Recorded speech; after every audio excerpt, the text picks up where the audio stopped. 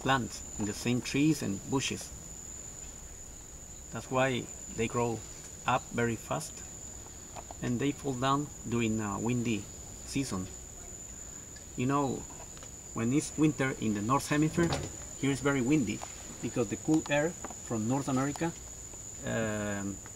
go to south until the equator, passing through this country, but pushing the moisture against the mountains. So that's why this area is